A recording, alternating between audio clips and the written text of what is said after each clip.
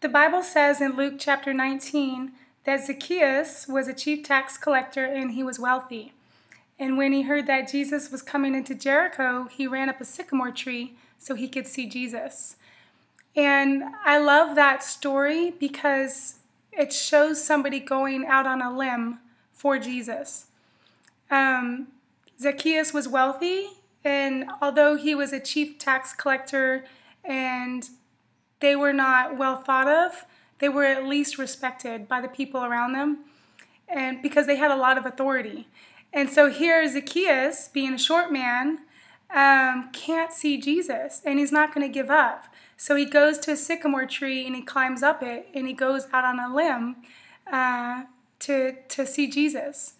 And when Jesus sees this, he says, "Zacchaeus, I'm going to your house today." And I love that when God asks us to do something, he doesn't expect us to be perfect. He doesn't expect us to have all the resources. He doesn't expect us to have all the experience. But when he calls us to do something, he knows that we can do it, and he will provide a way. He doesn't need our perfection. He needs our obedience. He needs our willingness to go out on a limb for him. And so the Holy Spirit will guide us to do many things that we don't feel qualified to do. And we come to a choice of saying, am I going to be obedient, or am I going to listen to my fears, my insecurities, my negative self-talk, and not be obedient? So it's really a choice of selfishness and obedience. And I know it seems weird to say that insecurity is selfishness and that doubt is selfishness and negative self-talk is selfishness, but it is, because God created us and he died for us, and now we have the righteousness of Jesus Christ. And when God looks down on us, he sees a perfect creation through Jesus' blood.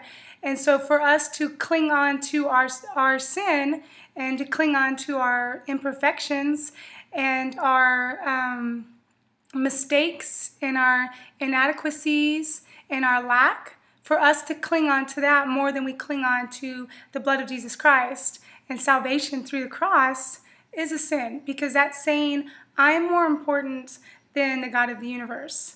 I'm more important than the Son who died for me. And so we really have to wrestle through our self-doubt and our negative talk.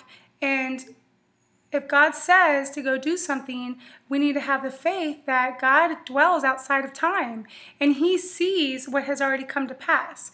And if he asks us to do something, he knows we can do it. And so we need to be like Zacchaeus and risk everything and risk looking stupid in front of people and go out on a limb and be obedient for Christ.